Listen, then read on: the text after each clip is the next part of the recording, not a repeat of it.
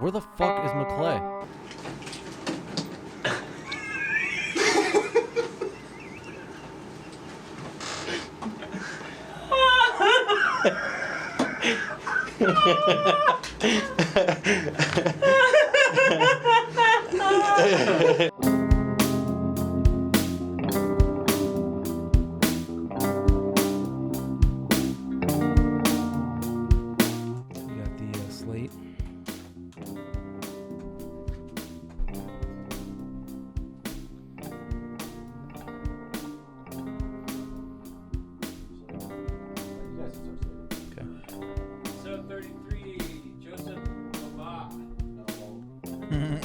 How do you say it?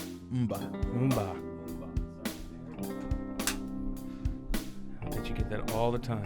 It's all good. I always get, I'm getting keep Orbit. Little league trophies with that. That's awesome. The Bogcast, episode 33, Joseph Mbah. Oh, Right? I gotta select. Didn't I say it? Yeah, I said it right. Yeah, it's okay. Like, it's okay. Yeah, It's okay. yeah, you say it then. Yeah. Podcast. Joseph Mbah. There we go. Episode 33. Nice. Oh, yeah.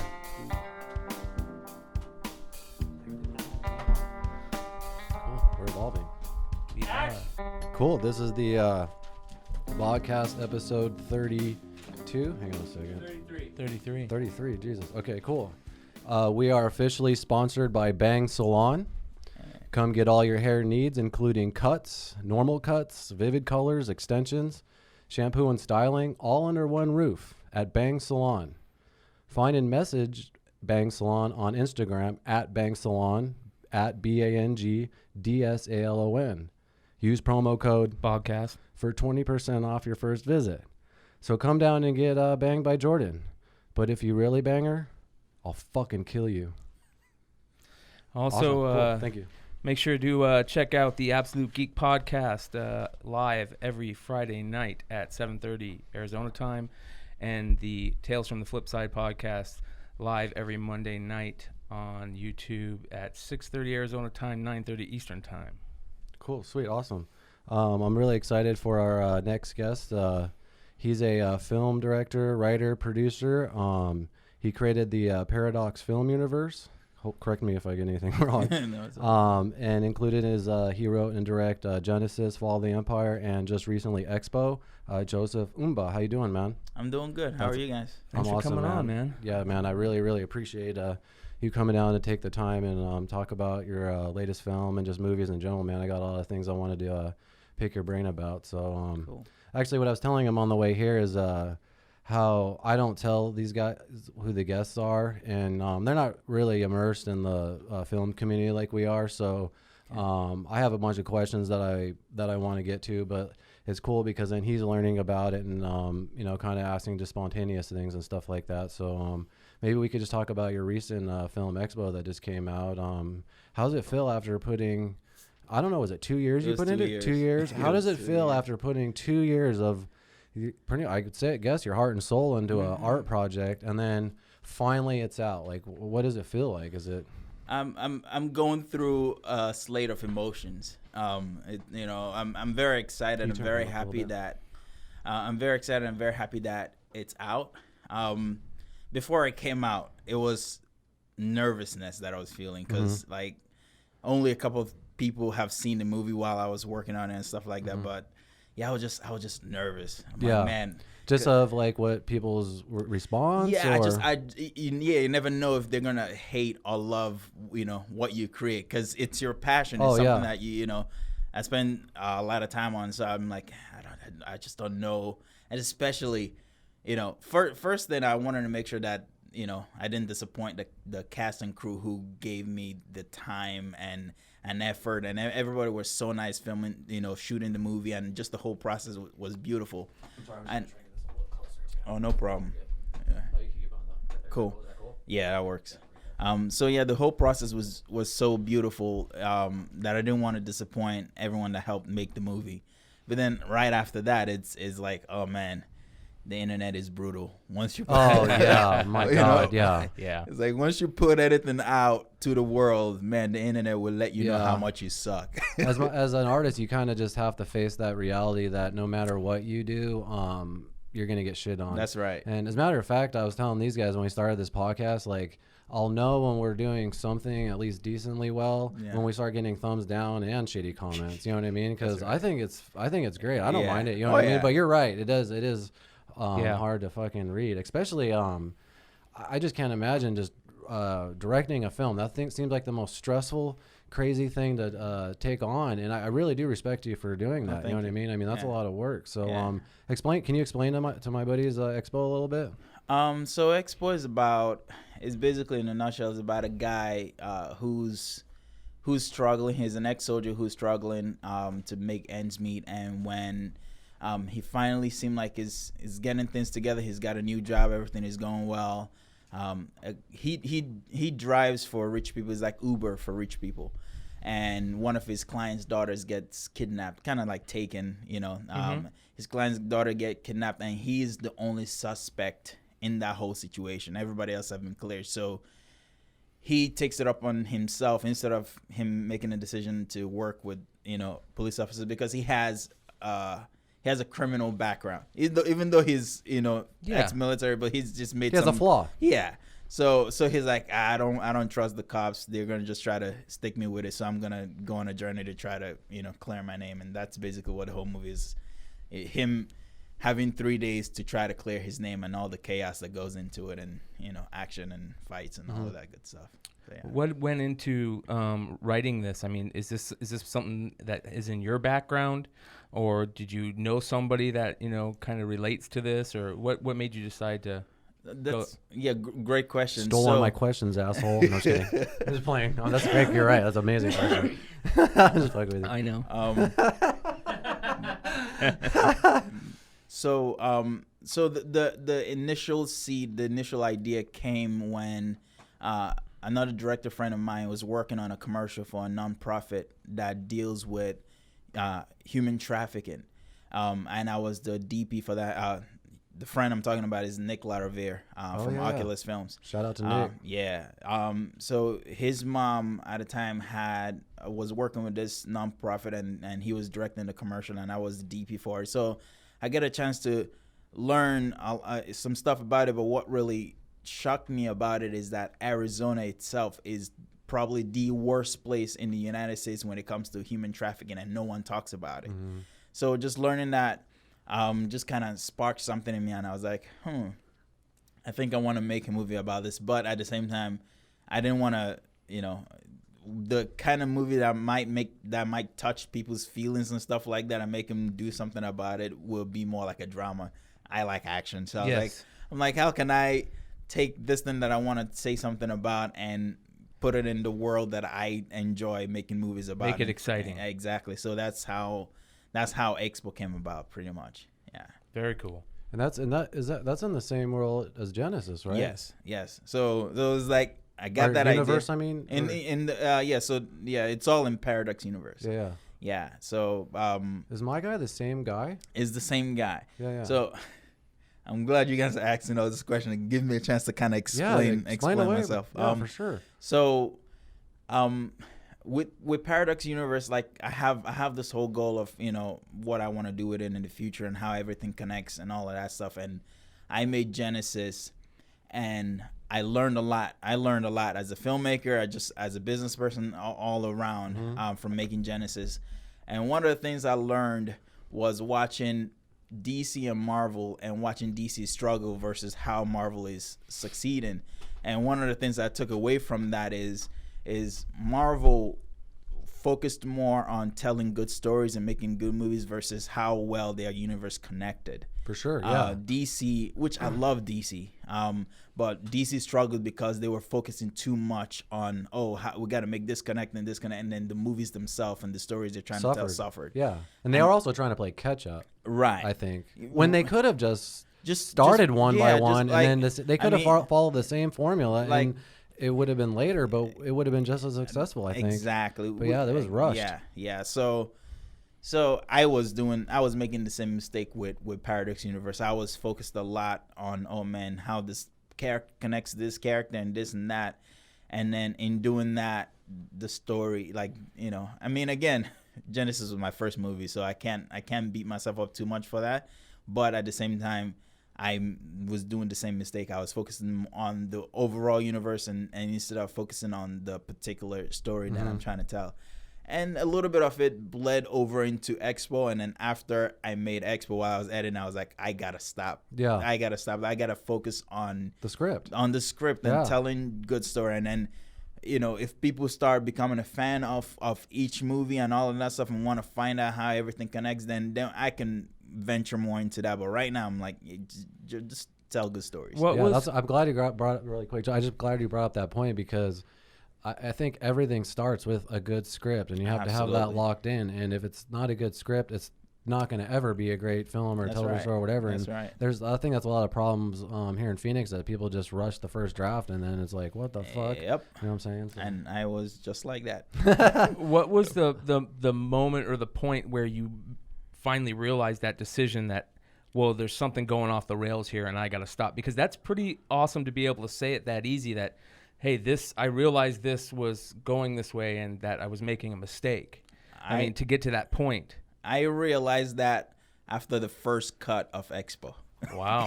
I was like, oh crap, I screwed up. And then I went on the journey to, you know, get all my collaborators, all the people that I trust around me to like look at it and see. And we're like, yeah. Give you honest notes. Yeah, oh yeah, they were like, yeah, it sucks. But so you mean the first cut, the first edit of and then you saw. Oh wow. So what? Damn. So what did you do to? Did you film more scenes, or you just had to completely re-edit it, or? So it was a whole process, and I implemented something different that I'm gonna continue doing. Beyond just my close friends, I spoke to Benson. I don't want to mess up his last name. Ferris? Yes, Benson. I love Ferris. Benson, and I've asked him to come on the show too. Yeah. And as a matter of fact, if I ever shoot anything, I'd hire him as an AD in a heartbeat. Yeah, Benson is He's Benson a bad is cool. mofo. Yeah, Benson is cool. I spoke to him because I know he's in the world of like film critics and stuff. Oh, and like just that. really quick, sorry to interrupt you. An amazing, and you've heard it, Smeagol impression. I have. Sorry. Oh yeah, I've heard that. Yeah, It he's is pretty fucking cool. He's fire. pretty cool. Yeah. So I spoke to him. I knew he was in the film critic world, and I asked him if he can connect me with some of his film critic friends. And what I did was I reached out to them. I sent them that first draft of Expo and asked them to give me feedback. Mm-hmm. And I mean, the feedback hurts your soul once you get it back. Yes, but it's, you need it's it. very helpful. Yes. Yeah. So what I did, I sent out questionnaires and stuff like that, and from the feedback they gave me and the free feedback my friends gave me, it took like 2 weeks off from the movie. I'm like, damn it. And then I came back, and then just piece by piece I start like removing. Yeah, because you thought about it. Yeah. So I removed scenes that we shot that weren't working. And then we went and shot some additional, I think maybe 4 scenes to kind of fit things better. But even that, you saw Expo, and you saw the very end, and that end. Yeah, I don't want to give it away, but yeah, that's a remnant of that mistake. Mm-hmm. Like instead of focusing just on that story, like I could have just ended the movie there and ended it with the conclusion of what the journey that the character went on. But I went. Do you feel an obligation, like with the actors and stuff, like you have to keep it in or anything, or does that make sense? Or everyone involved, or because you have to not, you know what I mean, and just say, even if it's completely cutting somebody out, if it better, because it's your shit. Yeah, so that's got to be hard. It's hard. It's very difficult, and like even more Keith. difficult. You're right. But for real, it is difficult. And by the way, that happens a lot. Oh yeah. Where when you see a movie, complete storylines get cut out. Actors go to see and bring their entire families to see a premiere, Right. and they're not even in it. I mean, I'm waiting for that day, actually. Yeah, it happens. Yeah. It happens, and it's a very difficult conversation to have with an actor. Like, I'm sorry, man. Even with If you know the game, you should be cool with it. Right. Yeah, it's just a nature of it. Like I think the way I look at it is I'm doing the actor a disservice if I keep something in the movie that hurts the movie, even if it's a scene that they love. Because I have a lot of scenes that I love that's just not serving the story, you know. And you just gotta get rid of it, because at the end of the day, you want the overall movie to be good. Because if the movie is good, then you look good and everybody looks good, you know. So you also said something that was really interesting, that you also don't want to make, you know, the actor look bad. So right. You know, you're looking out for the actor too. Exactly. That's pretty amazing. I never thought of it that way. Yeah. You know. Yeah. Ultimately, you're looking out for the actor no matter what. Right. Exactly. Yeah. I mean, it's a family thing. It's a team. You know. So if you're playing a sports and you know someone, you just Anyway, you just got to look out for the whole team. Yeah. Yep. What I like and respect about you a lot is like. You do everything the right and proper way, which to me, I mean, you know what I mean, as far as the pre-production, the planning, just so you know, like I think I first worked with you on a music video, right? So I did a couple of music videos with him. Actually, you were the very first set that I ever was an extra that I ever worked on as like an extra or whatever. So nice. That's cool. The very first set that I was on, I just begged my actor friend to go on because I just thought it was so cool. Nice. And then I met a couple buddies, and then somehow they showed me some Facebook shit, and then I saw that posting. I was like, that'd be cool to be an extra in this. You know what I mean? Cool. And so that was actually the very first thing about that I ever did, just being on a set. And actually, what's funny is I don't know if I told you this story on Sunday, but you actually made me so fucking nervous, dude, because check this out, hot dude. seat. You're never gonna believe Putting this. them in the hot seat. So right when I get there, it's my very first thing, and to be honest with you, I just got over some crazy shit through my life. I was just getting my shit together, so I was getting out of my shell and meeting people and stuff, and so I was already a nervous wreck, just sweating my balls off. And you don't get me wrong, you and Nick was the first person I met. You guys were so nice, right? Nice. But then you go, so what you're going to be doing today is driving a vehicle into the scene, and but all you're going to be doing is driving it from there to there. And I'm like, oh, okay, that's cool, and that's not a big deal. And when you walked off, I was like, fuck, I just was hoping I could stay in the background and watch some shit. You know, I got to drive a car now and shit. Like, I was worried about fucking it up. It gets worse. All of a sudden, 3 of the most gangster cars from like Friday come rolling up like this, and he comes back. He goes, oh, that's the dude's car you're going to drive. And the most gangster dude, his name's Jesse. I'm friends with him now. He's cool as fuck. Coming out, and I'm like, I gotta drive that dude's car if I scratch it. You know what I mean? Like, I was so fucking scared, dude. Yeah. And then what ended up happening is, I guess it didn't fit the framing or whatever. You end up saying, oh, we don't need that. We don't need to do that or whatever. And then you threw me in a different scene, which ended up being in the very first scene of the film, which is crazy. Yep. So right when I went to the premiere, that was the very first premiere I went to. I've got to be all cool, dress up. I took my sister and shit. And the very first scene, I'm just like a bodyguard. I was just like, nice, being all tough and shit. And but yeah, that was a cool, crazy, funny, nervous experience. That's cool. But I don't know if I ever told you that. No, I don't think we've had that conversation. But that's cool. That's cool to find and out. Jesse, I love Jesse. I was happy to see him there Sunday night because we've been friends on Facebook for a long time. I've seen him doing well, awesome now. And shit, Jesse's a cool guy. He's done a lot for me and Nick. And he's a very cool guy. And we'll talk often. Yeah, that's cool, man. What are you doing, fucking? Well, I'm sorry, guys, but chairs are here. Nope. That was the guy. You're in the middle of a upgrade on the Bogcast, but I just needed to take that message. Oh yeah, so. We have badass like movie chairs coming in tonight. Oh, that's dope. Sorry, you actually just missed out. Oh, dang it! Yeah. That's really comfy shit. Nice. So like right now, do you take a break and just chill for a little bit, or you just jump right into the next? Do you have something lined up? Oh yeah, no, I was already.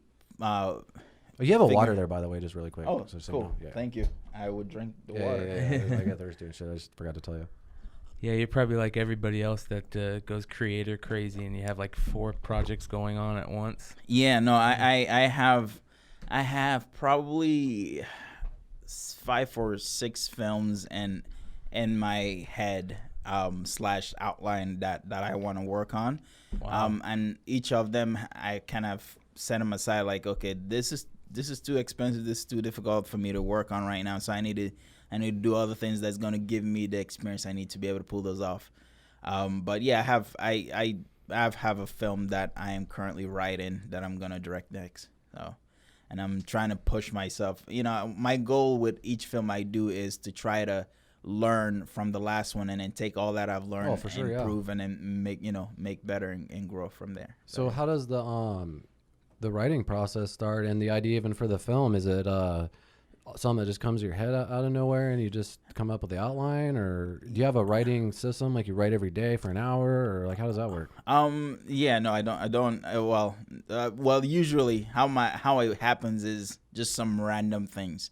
Like, for example, one of the ideas I have is I was at a gas station. We were still shooting Expo, and I went out to go get gas, and while I was there, I had a deja vu.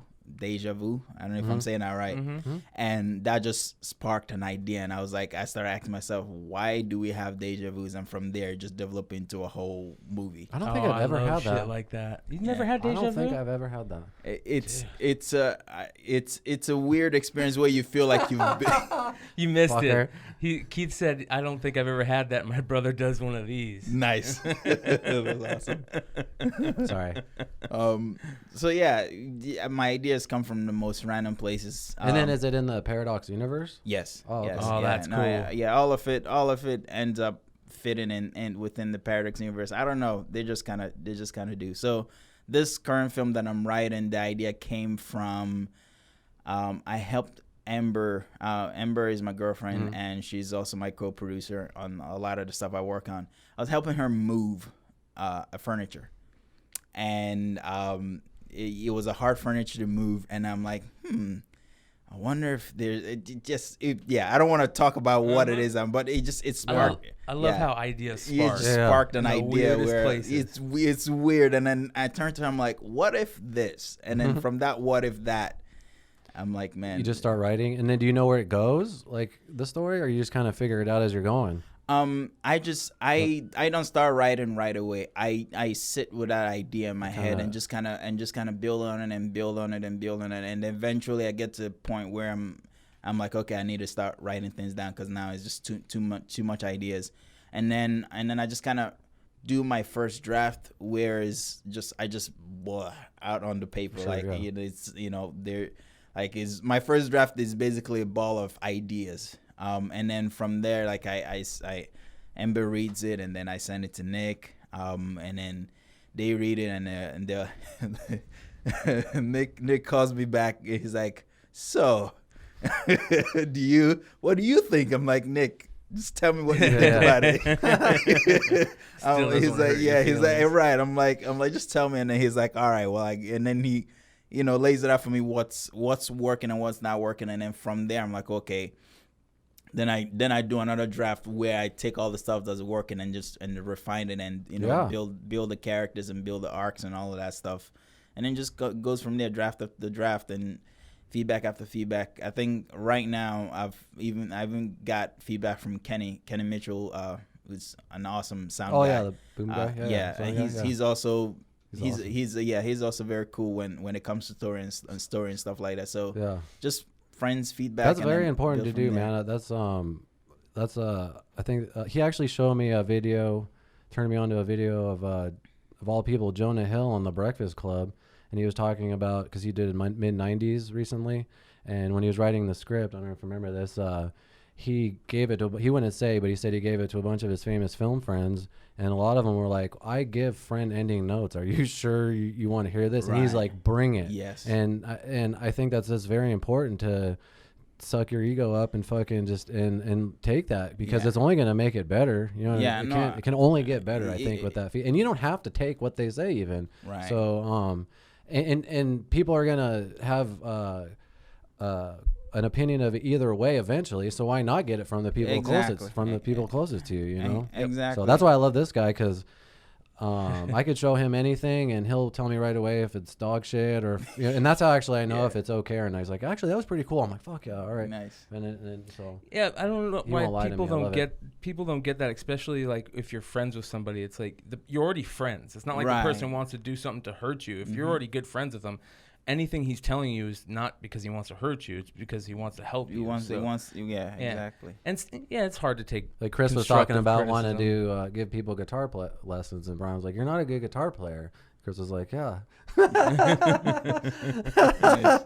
I mean, he's my brother. I love him. Right. You know, when he does something good, you know, on the other end, you know, he set up all his music stuff and he started writing stuff and he calls me up one day into the room and he says, "Hey, check it out. I just wrote this." And he starts it and the intro sounded terrible, but the rest of the song sounded great. And I was like, dude, the intro's dog shit. Just change it, but everything else sounds amazing. Right. And it just sparked a conversation. Hey, constructive criticism is amazing if really taken correctly and used correctly. Yeah, no, it really is. It's something that I worked on myself to get more comfortable with right off the bat. Just because, I mean, like Keith was saying. Dying. It's all good. We'll be able to use that camera up there. It's not a big deal. Yeah. Okay. Sorry, go ahead. Sorry about that. Oh, it's okay. Like you were saying, it's if you don't hear it now, you hear it when it gets out to the world, and when it gets out to the world, it's more painful than when your friend tells you you did sucked. Yeah. It's all great. The first feedback from Nick was, oh man, and I'm like, yeah, and then after that I was like, okay, cool, and I took what I needed and moved on. Yeah. How long does it take to lock in a script? It really depends. Or to where it's shootable, or at least where you can start pre-production. It depends on you, really. It depends on whoever's writing the script. The script for Genesis, I wrote it in 2 weeks. Oh, I'm never. No, I don't. The script I'm writing now, it's been a couple of months. Yeah. So I just think it depends on who is writing and how comfortable you are. With this one, I'm like, I want to take as long as I need to get it to where it needs to be. So it just really depends. Yeah. And then like say for Expo or even for your project coming up, once the script's locked in, excuse me, how much do you set a certain amount of time for pre-production, or is it kind of? Well, I'm talking about like for you got to get actors and then to find the location, because we shot a scene all the way out in was it Globe, Miami Globe, and I mean it's got to take a lot of time and effort to do that stuff. Right. So I'll talk about Expo because that's a movie. So okay, for sure. Yeah, that's a good example. So for Expo, I think we spent maybe like a month and a half on pre-production, which again, that's a short amount of time for pre-production. You rush a lot of things, and that happens a lot on independent films because lack of funding. Oh, for sure, yeah. But moving forward, I'm like, I don't really care. I want to take as long as I need to make sure that everything is where they need to be. Yeah. For example, like during the casting process for Expo, we had a girl cast for the girl that gets kidnapped, right? And everything was great. We were doing rehearsals and stuff like that, and then the last hour she dropped out. Oh shit! Yeah, like I think the day before shooting. I think it was maybe 3 days before we started filming. She dropped out, and I was like, damn it! Like, where we're gonna find And then it becomes a race to try to, which, like, thank God it worked out perfectly. We ended up casting Haley. I'm sorry, Haley. I don't want to mess up your last name. It's actually I can look it up. It's funny, those things happen and they're so stressful, but usually it's almost for the better. You know what I mean? And then overall, not only is it better, you learn something from it. It's a problem that you overcame. Absolutely. Because goddamn, good directing's got to be so stressful. Yeah, no, it's a challenging craft. I mean, you're managing a lot of things. Haley Vrana? Yes. Oh yeah. Yeah. I saw her at the premiere. She's awesome. great. She's great. Yeah, no, it worked out for like significantly better for the film that she came on board. And she came on board with her mom. Her mom was not in the film, but her mom was there throughout the filming process, and she just made it more comfortable for us to film. Like I would have her doing, because the subject matter and what we're putting her through is rough. So it made it better that her mom was there to be able to. Like we were ready to shoot something. I'm like, okay, hey mom, like I'll direct Haley, like this is what we're doing, then I'll go to her mom and like, hey mom, this is what we're about to do. No, I remember because I was the you were there, right? Exactly. I was playing pretty much the muscle for the main villain involved with child trafficking, so I'm having to rough up. How old is she? About that's what I was gonna ask. How old she was? I don't remember. Probably like 13 or 14.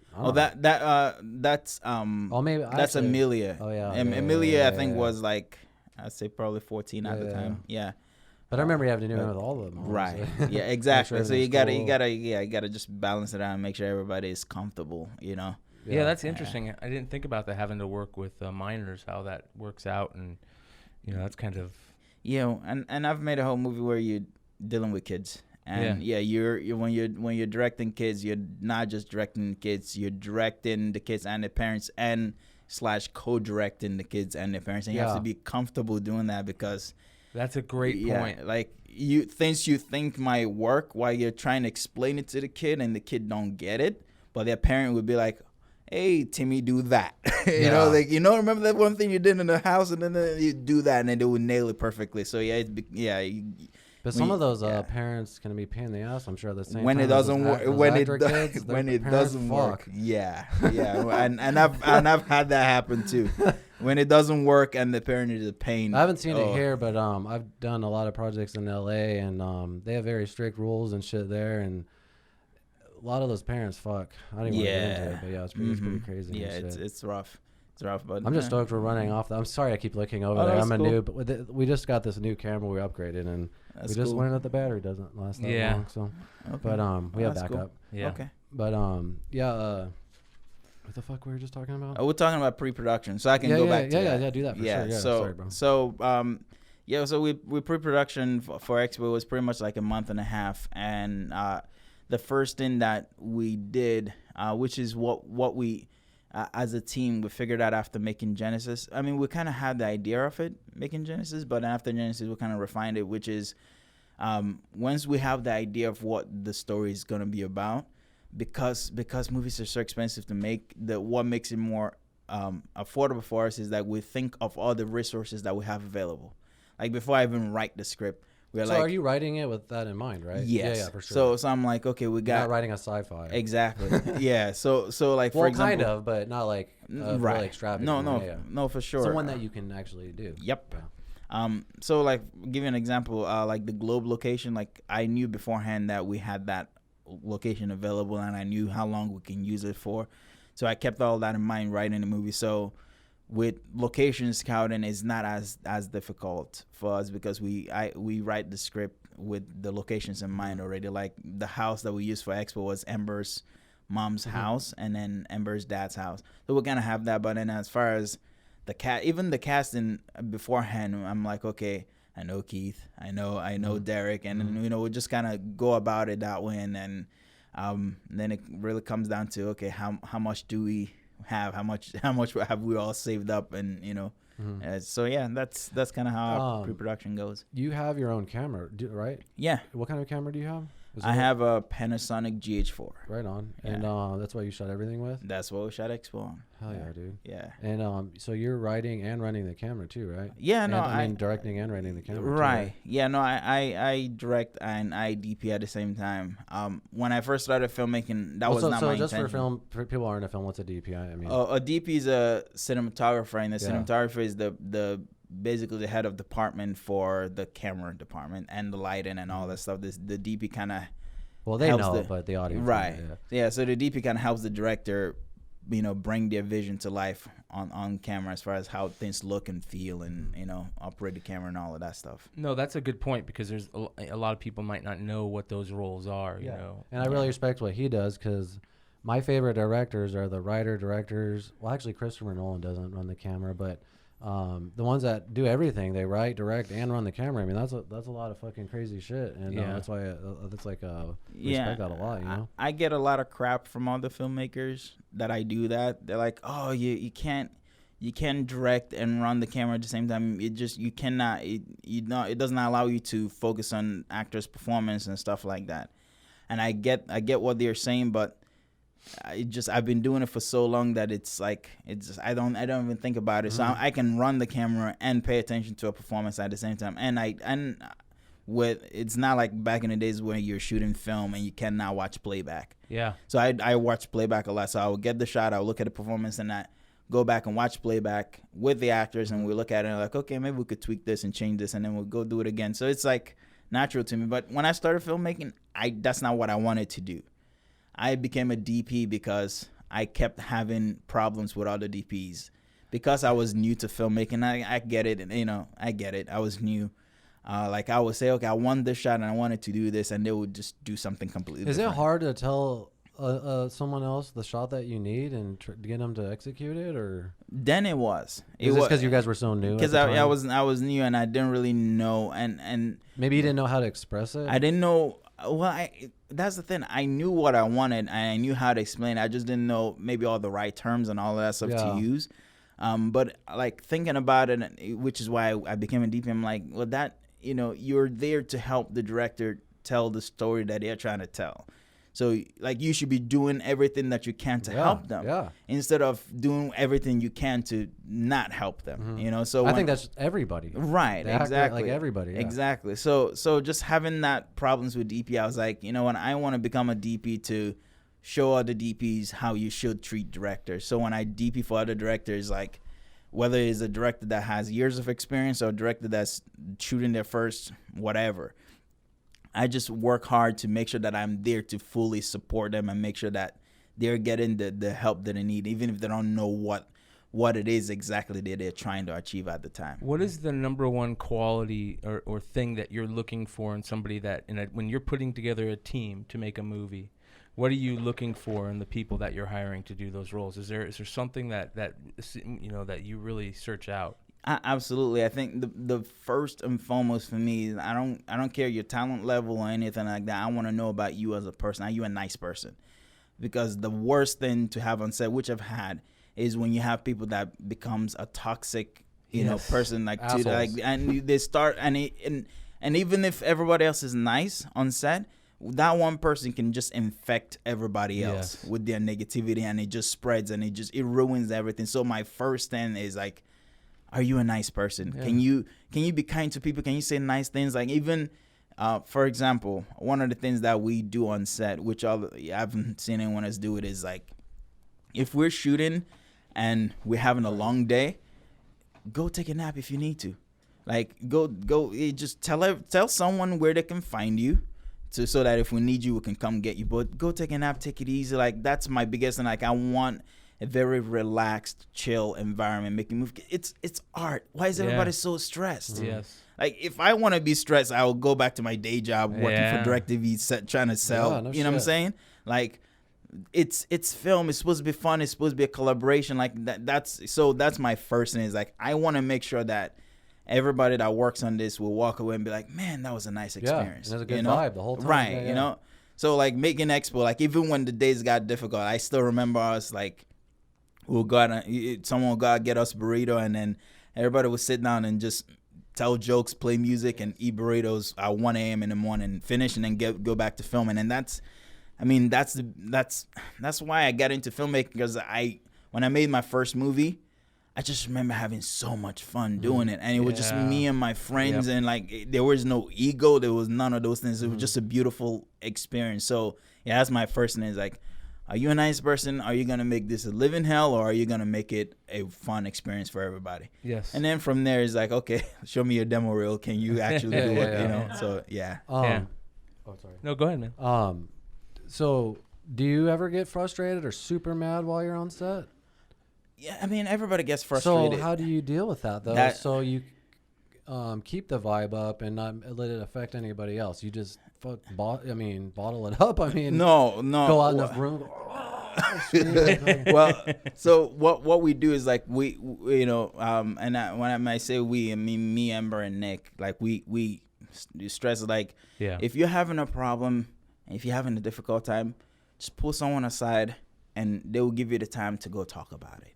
You know, like if you need to talk to me, if you need to talk to Amber, if you know whoever you need to talk to, go talk to them, and just get it out. And when you're done, you feel better, you could come back to set. But I don't want to talk about it. Well, that's shit you have to do with. Right. You know, but also that's part of the things that I find out beforehand is like, hey, this is how we do things, you know, and I just let everybody know. Can be professional. Yeah, you know. So even with me, like when things are frustrating and even when dealing with like some difficult people on other productions, just be professional. Yes. Just, you know, take it on, and then later on I can go vent, you know, to we can talk about this at a time where we can, you know, do it in another another place when nobody's around. Yeah, let's just get the job done. Get it done. Don't blow up on set. If you need to walk out, just don't storm off the set and just make it awkward for everybody. It's like, hey, give me a moment. I had that happen once, man. I mean, not me. Someone else did it, and it was so embarrassing. Like, I was watching the guy like this. It ruins. It just ruins the vibe of the whole thing. You know,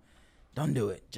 So that's my biggest thing on set. Makes you look like an asshole, and then everyone looks at you as an asshole. And why would you even want that? Yeah, you know what I mean? Like, exactly. And some people don't mind. They're like, but whatever. It is what it is. I saw, I think, one of your bios or somewhere that you're a huge Christopher Nolan fan. Yeah, I worship the land that man walks on. He knows this. I fucking he's my top dog. I fucking love that motherfucker so much. He's one of the few people that I go to the theater for. Like, I don't go to the theater much. And I get stoked for all his new movies and shit. So I was gonna ask you, like, what's your favorite Christopher Nolan film? Dark Knight. Really? Dark Knight. Wow. Hold on. I'll tell you why. Every filmmaker talks about like Star Wars and stuff like that. Oh, that's the movie that got me into filmmaking. Okay. I was 17 when I watched the movie, and that was the first time I realized what a movie was doing to me. Like, you get a feeling. I forget you're watching a movie. Like normally normally I forget that I'm watching a movie and I'm engaged and stuff like that. And it happened with this movie, but at the same time, I realized the roller coaster that the movie was taking me on, and like it just I can't. So that was one of my later questions: is what got you into it? So filmmaking, is it Dark Knight? Dark Knight didn't get me into it. I did a high school in my high school senior year. I did a high school project for my senior year class, English class. Long story short, I ended up making a short film, and I love the whole process of doing it and running out with my friends and doing it. It was the worst thing you could ever see. But it was it's one of those things that's so bad. Done? Okay, I just got to switch the cameras, but you guys can keep talking. Cool. But I want to hear about your Christopher Nolan shit and all this shit. You want me to pick up afterward? No. No, we're still rolling. No, go keep talking. You guys keep talking. You guys keep talking. Yeah, I want to hear. You got to keep talking about Christopher Nolan. Yeah. I did high school. We were working on a project about point of view. And my English teacher, she was like, I'm tired of getting like boring book reports and stuff like that. You know, this is your last project of your high school career. Like, do something creative. Yeah, show me some talent. Yeah, exactly. So, at that's the time, a good teacher.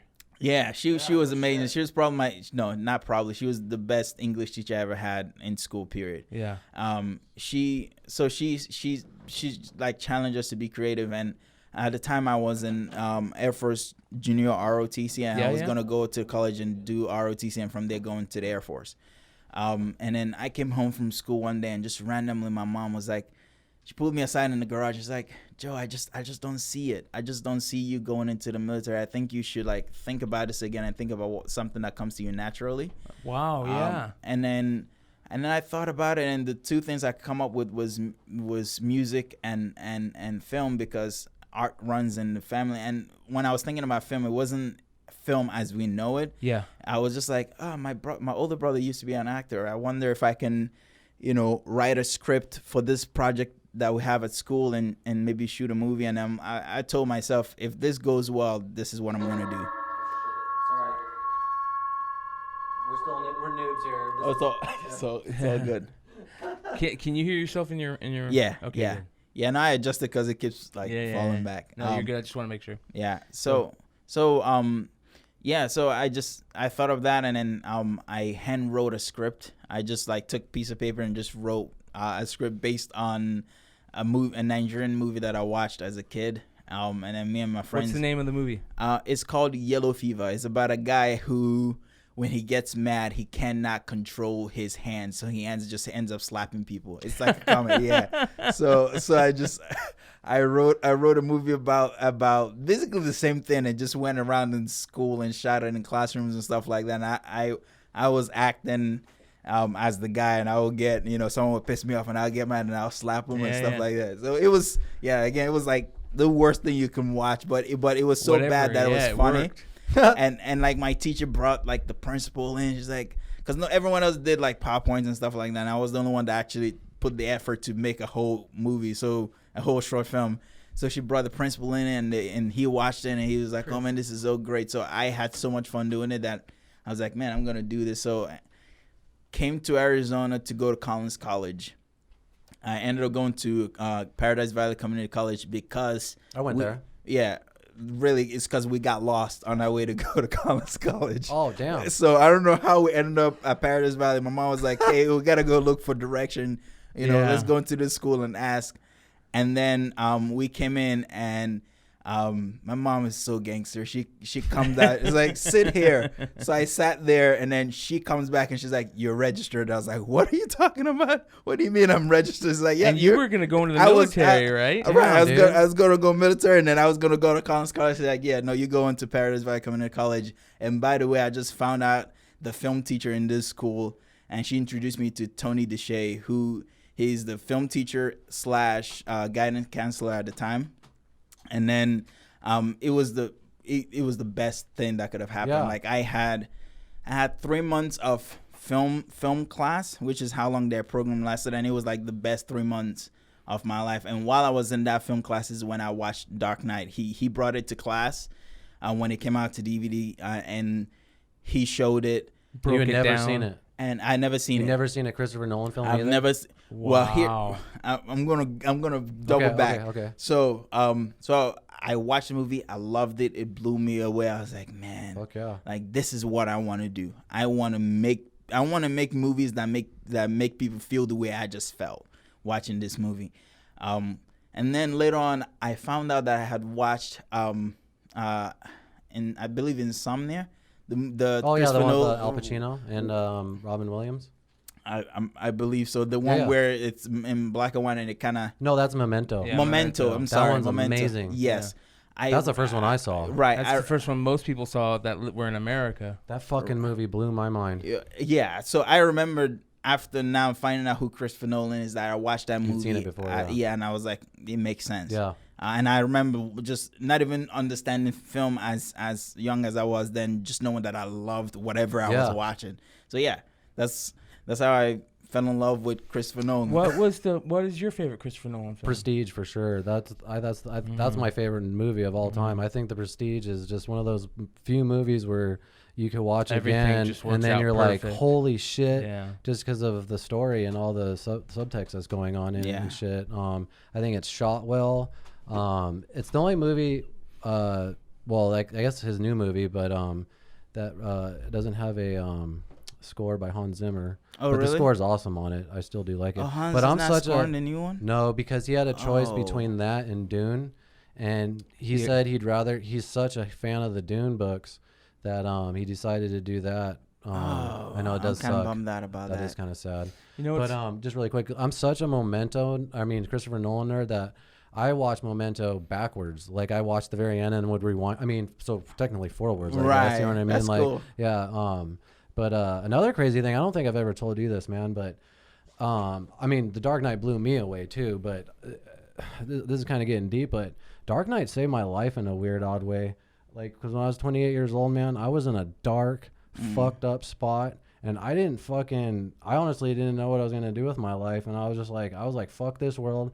When that trailer dropped, nice. I was like, okay, I want to fucking wait to see this at least, you know what I mean? Cool. And fucking like Dark Knight has a special place in my heart because then everything just kind of started getting better, you know, and stuff like that. So Dark Knight was a fucking will always have a special place in my heart. And Christopher Nolan, he's my top dog for sure. He's amazing. What's your favorite? This is gonna sound cheesy because it's hard. People don't like this, but it's really a tie. It's Dark Knight and Inception. Yeah, it's hard. It's hard. I think Dark Knight for me is because of the experience I had with it. But yeah, Inception is the amazing. actors in Inception are some of my favorite actors, like all in one place. So that was pretty amazing. The storyline is beyond amazing. The special effects, the way it was shot, it was just almost a perfect movie. Yep. I actually just read the script of it like 2 weeks ago because I'm trying to learn how to write scripts and shit.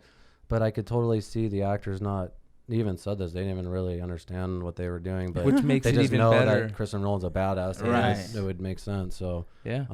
There you go. That's if you look out for the actor, you get a reputation, and the actors will just like, hey, whatever you want me to do in this scene, I'll do it. Whatever it is, Yeah. The funniest is I saw a thing with Natalie Portman and when she did Black Swan. Yeah. She went to the premiere and thought it was a completely different movie. Yeah. When she saw it was like she didn't even know it was like a thriller. She was like, "What the fuck?" Like she was, you know what I mean? Nice. It shows the story like you never know, what the final product's gonna be, which is interesting. So yeah. Did you go through a bunch of different cuts and edits of Expo after that first draft? Or? Oh yeah. I know I probably had 6 different versions of it. So about 6 different cuts of the movie. Before everybody that watched it was like, okay, this is good. Do you try to stay conscious of runtime and stuff, or? Oh yeah, no, that's like, are you worried you don't want it too long, or? Well, it's for independent films I guess it can't be too long because it can't be too long or too short. How long was Expo? It's 1 hour 20 minutes, which is like the bare minimum that distributors would accept. Yeah. But then it can't be too long, otherwise they wouldn't accept it unless you're a bigger name director and you have named cast and stuff like that. Then it justifies it. But moving forward, I'm not even paying attention to all those restrictions. My main concern is like I want to write the best movie I can write. I don't care if it's I think my first draft of this one is 130 pages long, by far the longest script I've ever written. But then I'm cutting it down and stuff like that. But I'm trying not to put any restriction that I've put on myself before in the past. I just want to tell a good story, and do whatever I need to do to make that happen. So, yeah. Do you have a set time frame for everything? Like, I want the script done by, or you just doesn't matter? I want to start shooting by next year. Yeah, it's always good to set goals for yourself, and I'm also aware that your goals are not gonna happen exactly when you say it's gonna happen, just because life happens. For sure. Yeah. But yeah, it's always good to set goals. So I set a goal for I set milestones. I know, like, for example, right now it's about time for me to let it out to people to go get feedback. So I have milestones that I'm set to hit, for sure. That's good. Yeah. Do you type it out or freehand it, or my goals? Your script. Well, you're both, I guess. Your script. No, the script I type it. I have a special writing place. I mean, do you use like one of those programs, or? Yeah. I use Final Draft. Oh, Final Draft. Yeah, that's they what have I a learned. script thing in there, or just a. It's a. I'm talking about those apps that like kind of fill it in for you. Yeah, no. They have it in there? So I think you're thinking of Final Cut, the editing program. No. I'm talking about like a script editing software. Like I use this program called Celtics. And it'll like have the scene headings. Right. Exactly. No. Yeah. So Final Draft is just like that. Okay. Yeah, wow. I've never. Yeah. I'm a noob, so. Sorry. No. Yeah, I use Final Draft because that's what I learned on. That's what my film teacher Tony Deshay at the time was using, and so I just been using that since then. Yeah. So your mom got you, decided to set your future in stone. So you went to school. How long? What was that experience like? I mean, did you thank your mom afterwards and say? I mean, I thank my mom all the time, and bless her soul, she passed, but like I like while she was alive, I'll thank her all the time. About she was awesome in helping me navigate through a lot of the pitfalls I would have had. I used to when I first came to America, we lived in New York, and living in New York, it's an easy place to get lost. You know, it gets swallowed up. Yeah. You know, and I was heading there. You know, you seen, you know, kids, and you know they're in a gang, or so now if you want to be cool, you want to. And that was looking really attractive to me at the time, and then, you know, she just helped me. She just helped me navigate through that. You know. How old were you when you moved here or moved to the United States? I was 12. I was 11. Right at the toughest probably time to move. You move a young man. Yeah. I moved. I was 11 in July when I got to America, and then I turned 12 while I was here. And then it was, especially coming to New York, it's such a shock. Like it's such a culture shock. It was the first time, because in Nigeria we're taught to be respectful of your elders, and you know, it was the first time I saw a kid yell at their mom in public, and I was so confused. Wow. I was like, you're just gonna, okay, let me explain what would happen if that kid did the same thing back home. Not only would their parents smack the crap out of him, the whole community would smack the crap out of him, because we believe that the community raises the kid. So I was looking around like, okay, who's gonna smack the kid for talking crap? And no one did. Wow. And the mom was begging the kid to stop yelling, and I was like, what is going on? Shit. And then I had to go talk to my mom. Like, I just saw this. She's like, yeah, don't pay it any mind. By the way, don't do it. Because if you do, I don't care if we're in America, I will smack the crap out of you. I was like, yep, no, you don't have to worry about that. Yeah. Yeah, because my mom gets creative. My mom don't like paddle you or give you a time. She gets very creative. Yeah. Well, you can't be a respectful man. I think that's the problem in America right now, is the lack of respect. I hear that from a lot of people, like just how they're growing up, like you said, the community, and just, you know, you just look up to your elders, and I just don't think that's a big major problem here in the United States. Yeah, it sucks. Yeah. It's. Did you speak English when you got here, or two? Or? Yeah, I know I spoke English, but it was British, Nigerian English, and that's the best way I could put it, because Nigeria was colonized by the British, but then we're also African, so our English sounds nothing like British English. But I spoke and understood English, but it was rough, and I still struggle with spelling to this day, because British people spell things differently than Americans. Like color. Or idea. Yeah, exactly. Yeah. So, but so I spoke English. Did you? Fuck, I just had a question. I forgot what I was gonna ask. Did you have like a shit ton of friends there, and then came here and then nothing? Oh yeah. That must have been, like you said, that age. I mean. Yeah, no, it was rough at first. But what helped me was I came at the same time, and my mom made sure that me and my siblings were very close. Yeah. So, how many siblings do you have? Yeah, I have an older brother and 2 sisters. Cool. So she made sure that we were all very close. So even though I didn't have friends, I wasn't feeling it too much, because we were all, you know, we came to America at the same time. Mm-hmm. Like my younger sister was born here. My mom brought her back home and left her with us, so that she doesn't feel, you know, like, oh, I don't have anybody. Roots, right? Yeah. Exactly. So she spent probably 2 years in Nigeria, 2-3 years. Then we came to America. Mm-hmm. And so that was very helpful. I didn't feel like I didn't have friends, or the need to have friends, until like I got older, and then, you know, the culture started to, you know, seep in. I think the first American, there was American music like Tupac and Michael Jackson back home, but it wasn't really like that. I think the first like actual CD I bought and listened to was 50 Cent's in Nigeria? When I came here. Yeah.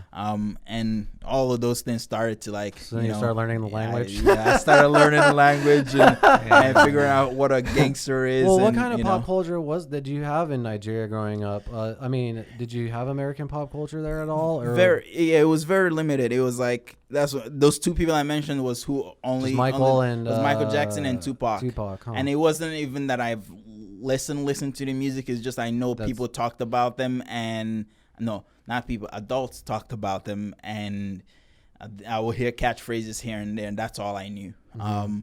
But but in Nigeria, it's a completely different. What culture. About films? Like same thing? Like films and movies, or do they have their own culture of films out there? Yeah, so Nigeria actually has its own. So how we have Hollywood here, Nigeria has Nollywood. Oh. And I actually saw like a little documentary on it, I think. Nollywood, that's about cool. the I'll check that movies, out. all the different types of. Badass. It's kind of like funny. I mean, here we would call them like funny superhero type movies, right? Where the superhero stuff is starting to happen more and more now that, you know, people like me will come here, learn about, you know, Marvel and stuff, and then try to go home and do it. But Nigerian movies were mainly like comedy films and drama films, because that's really what they can afford to make. Yeah. And you know, production value is terrible and all this stuff, Yeah. but the stories that it tell are really, you know, they're really good. So yeah, Nigeria has Nollywood. Badass. Yeah. I feel like a whole new market of. I love foreign films more than anything, man. I can't wait to check that out. Do you Yeah. remember that documentary's called? No, I saw it on on YouTube? YouTube. Okay, cool. Yeah, I get, you know, it's stuck like everybody else in those YouTube holes. Oh and, yeah, I do that all the time. especially lately with, I think we were talking about Once Upon a Time in Hollywood a couple episodes ago, and that got me into looking at the behind the scenes stuff. And You saw the 1969 show Yeah. on Hollywood? Nice. That shit's Yeah. so dope. yeah, so I think I saw a little bit of that documentary when I was going through that stuff. Fuck yeah. Yeah. Yeah. No, it's I mean, it's a very profitable industry they have there. And they're trying to, you know, grow it and stuff. I think Nigerian films are starting to like make their way into Netflix and stuff like that, Oh, which is Yeah. cool. But yeah. Have you tried to set up something where you could show your film back home?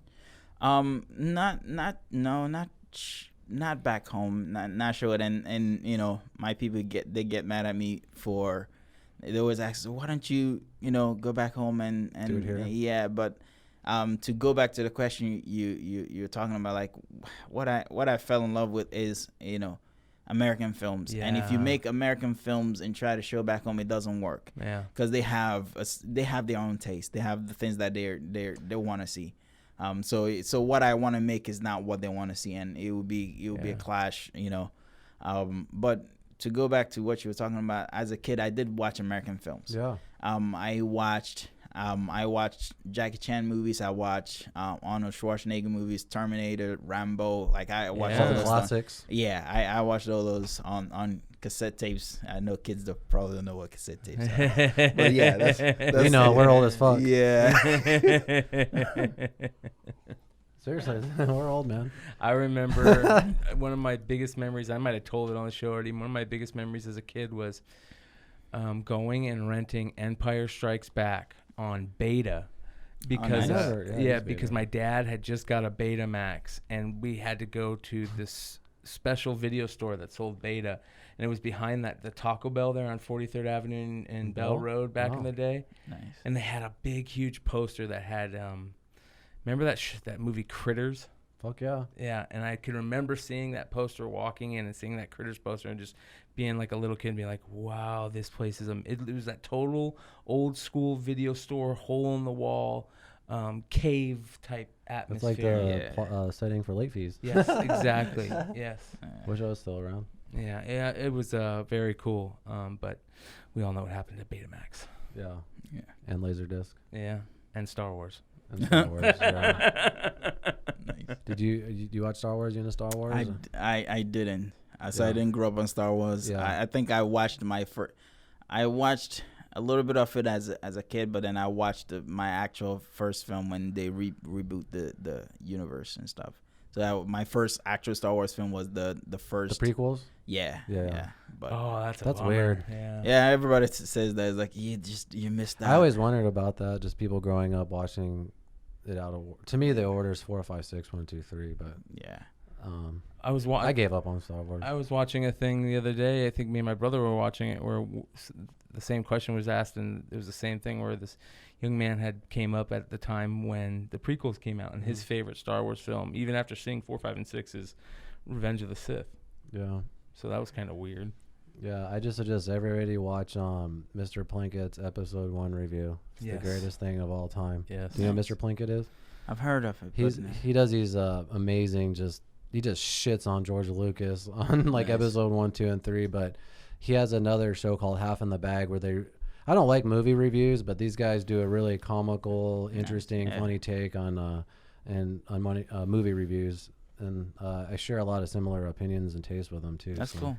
Do you have any movies that you've seen recently that just really sparked some imagination, or that you really enjoyed that some people might not know about? I don't think people don't know about it, but I have a couple actually. But the one that comes to mind, and it wasn't recently, it's just a movie that just spoke to me story wise and just in the writing and stuff like that, was Gone Girl. Oh, Gone Girl's awesome. I love David Fincher. He's badass. Yeah. I was like, man, I want to. So like when I write, I look at the script for Gone Girl. I look at it for reference. Like, that's awesome. So yeah, Gone Girl was. You just like the beats and the flow of it. Yeah. That's cool. David Fincher. I have a great question for you. So, if a studio gave you fucking $100 million to make your next movie, you know what I mean, and you had the camera you wanted and the crew and all this, like, what would you do? Like, what kind of project? Like, would you hire a camera guy? Would you still do it all? Yeah, if I know studios are different in the way they do it. If they will let me operate the camera myself, I would. Like, what I want to. Is there a certain camera you would use? Yeah. I'm a fan of the red cameras. But recently me and Amber were like, oh, we're such betrayers of red. Is it like their rival or something? Yeah, the Alexa. Oh, Alexa, yeah. I love what the Alexa, like, I love how the Alexa looks and feels and all of that stuff. So I would shoot on the Alexa. Or as a cameraman, you're saying looks and feels, like just the way you're just like the controls on the camera and the image, the video image itself. Like, there's a certain like texture and feel. Just the way the colors pop. Yeah, the colors. It's almost like when you watch, for example, what I use to judge the texture of a movie is like I will shoot a person's skin, and like if you shot a person's face on a cell phone, and then shot it on a red. And shot it on GH4, shot on red, and shot on Alexa. As you progress up, you can almost like feel like you could touch their face, like what the texture. That's so much different from the Alexa to the red. Yeah, the Alexa just handles texturing and color differently than a red does. Feels a little bit more raw, like you're there. Yeah, and even like the big sell on red is like, it shoots 6K and 8K and stuff like that. Alexa only shoots max of 4K, but just their color science and everything they're doing is This is a noob question. What's the point of 6 and 8K? It's just bigger. I mean, I know what that means, but like, why would you want to shoot that large? So because doesn't have to get compressed down anyway to 4K. So that's why you would want to. That's why you want to shoot that, which is what I started doing recently. Also, you're not shooting 4K and compressing. I shoot. So now, like for example, on the red Epic Dragon, whenever I shoot on it, I shoot 6K and then edit in a 4K timeline. So I take all that 6K information and squeeze it in, so like your pixels and everything is more denser and richer. Oh wow! Doing it that way. Huh. Those files must be huge as fuck. Yeah, they're huge. I shoot each time I shoot. I probably shoot at least, I don't want to exaggerate, at least a terabyte of footage, like on like a 2-day music video or something like that. Yeah. So where I was going with this big budget question is if you had this big budget and the time, would you be like David Fincher and do fucking 50 takes, or would you just be like a 3-4 take guy? Because David Fincher is super anal, and he does. I don't know if you know about that, but he does like 50 fucking takes. No, and it's crazy. Yeah, no, I wouldn't. I wouldn't really. What I would do with a bigger budget is I would definitely take my time and make sure that we get everything right, but I'm not that crazy. Like when we got it, we move on. Mm-hmm. That's my thing. I will maintain all of that. You're not worried about having all this extra in the edit room and no. I'll just if it's about the story. So if you got it, you got it. If you don't have it, then okay, cool. If we need to take a day and take a day off and come back, that's the luxury that money allows you to do. So I think the money would just allow me to just experiment and do do things that I wouldn't have been able to afford to do. But I wouldn't really change too much of the process. That I would still want to operate the camera, but I like what I want to do when I get bigger budgets is which is kind of what I currently do, but I'll do more of it, is I want to hire a gaffer that just knows what they're doing and hire a bunch of grips. Can you explain that just really quick to people that don't know what that is? A gaffer and a grip? A gaffer is basically a person that handles all the lights. They know all the technical information when it comes to electronics too, right? Electricity and all of that stuff. Yeah. Like, they can take, I can say, okay, this is the look I'm going for, and I'm thinking of using, an HMI and this and that, and I kind of want to shape it and do it this one. They will know the know-how to tell the grips to do it. Which and a grip is basically the muscle, the guy that does what the gaffer does, right? Which I volunteered recently on a short film as a grip because I just wanted to go into that world again and see who's doing what. That is so genius. Dude. People, that's one of the best qualities, especially in a person that is an artist, like a boss or a person that's like director, team leader. To have somebody that knows how to do every role, be your team leader, is so important. And that goes with anything, not just working in movies. It could be in a corporate environment. If the head of your corporate environment or your team doesn't know what you do at that environment, then how can he give direction? Right, exactly. How can I know? Very good point. How can I know when you're just blowing me off? Yes. Like, I can't do that. I'm like, yeah, you can. I know exactly. Give it to me. I'll do it. That's so important. Yeah, no shit. I didn't think of that. Yeah, so I'm glad I'm getting all these amazing answers, man, because I'm working on some now. I want to shoot it a year from now, and I want to do it all right. And I'm trying to learn from every set I've been on, asking people to come on here. So I really appreciate you fucking telling me stuff. This is some good shit, man. Yeah. Because lighting's fucking important. It's so important. It is, and the best way to learn it's go and work on set with people that know what they're doing, and I need to do that. And like, when I showed up to that set, the gaffer, I was like, hey, I'm not a grip.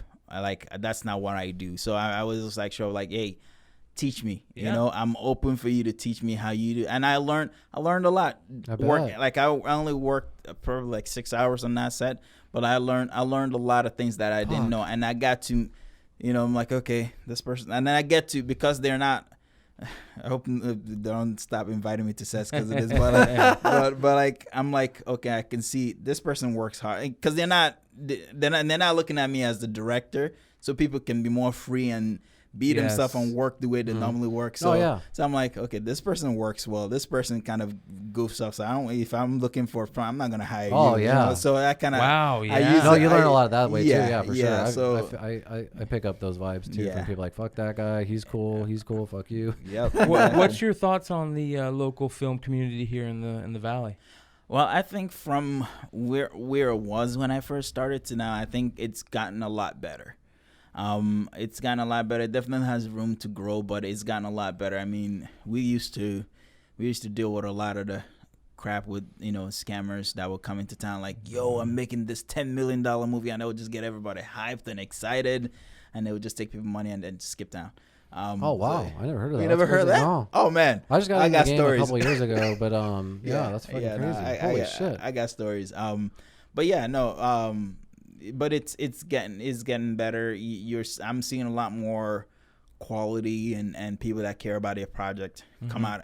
For example, again, this short film that I worked on, I mean, they were shooting on Alexa, and they casted SAG actors, and everybody on that set were nice and professional, and I'm like, man, this is good, and a good actor friend of mine, Richard Lepper.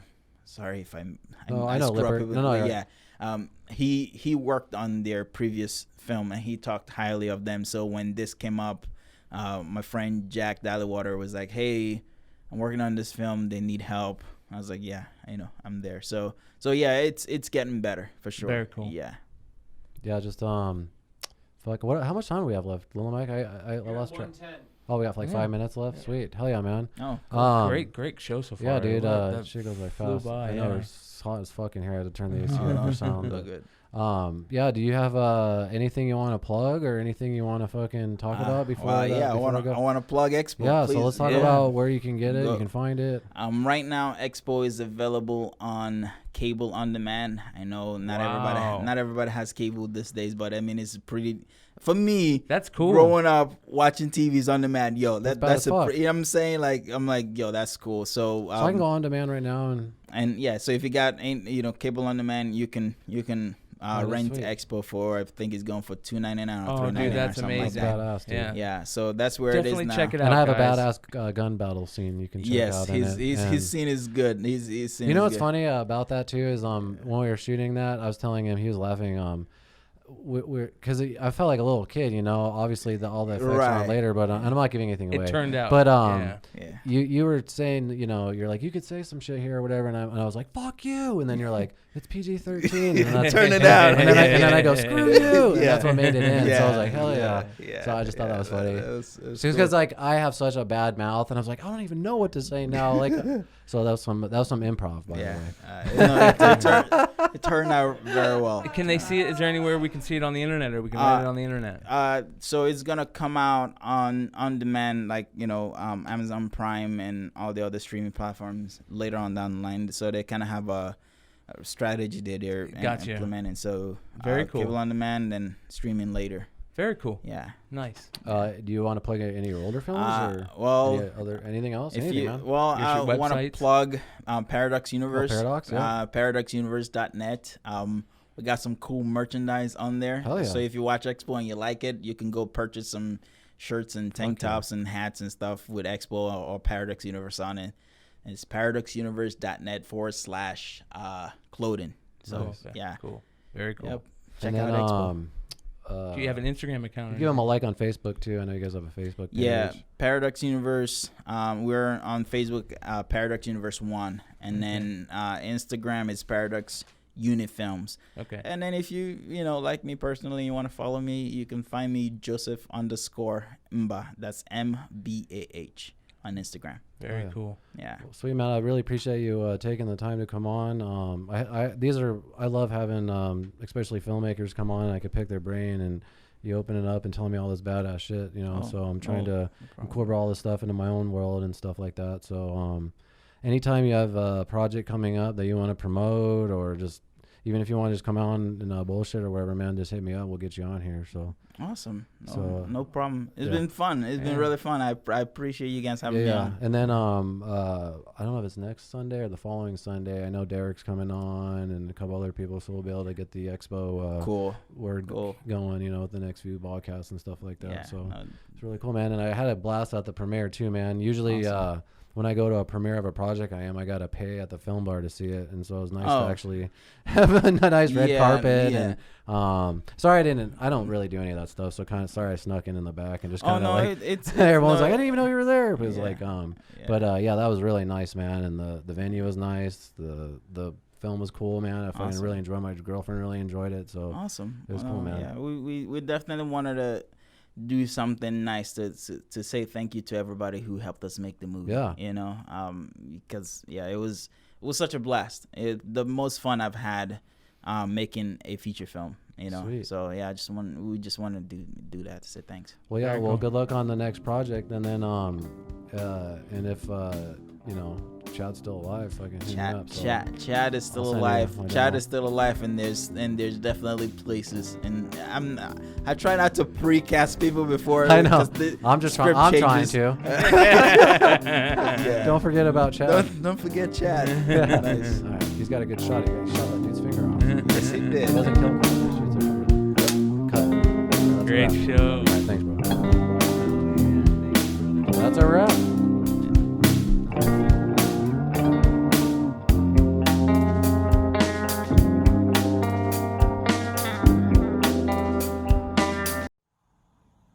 Bang.